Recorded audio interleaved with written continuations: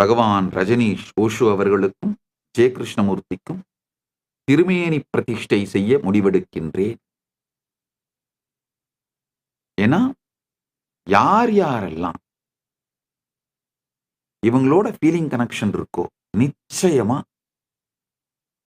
குரு ஒரு மூர்த்திக்கு ஒரு மிகப்பெரிய சக்தி உண்டுங்க.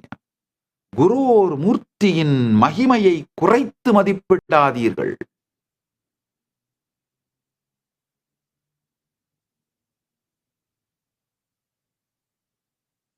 தியான மூலம் குரு ஒரு மூர்த்தி.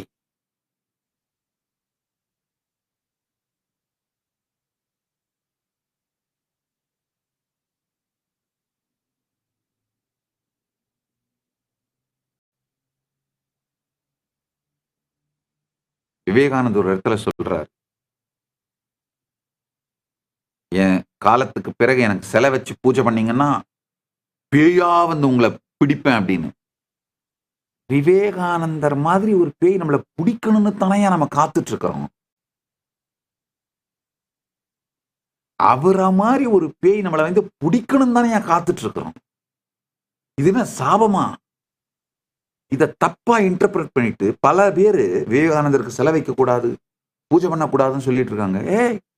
அவரை மாதிரி ஒரு பேய் நம்மளை வந்து பிடிக்கணும் தானே நம்ம காத்துட்டு இருக்கிறோம். அது எவ்வளவு பெரிய வரம். நல்ல வேளை ராமகிருஷ்ண இயக்கம் அதெல்லாம் ரொம்ப தெளிவா இருக்காங்க. அவருடைய திருமேனிகள் பிரதிஷ்டை செய்யப்பட்டு அவருடைய திருவடிவம் வைக்கப்பட்டு முறையாலா இடங்கள்லயும் பூஜை நடக்குது.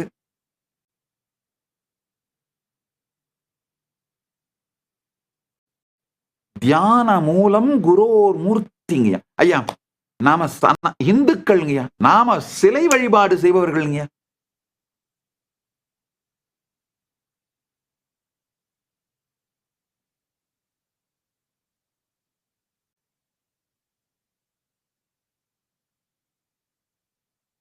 குருவினுடைய மூர்த்தி தியானத்தின் மூலம். உண்மையில நாம சிலையை வழிபடவில்லை,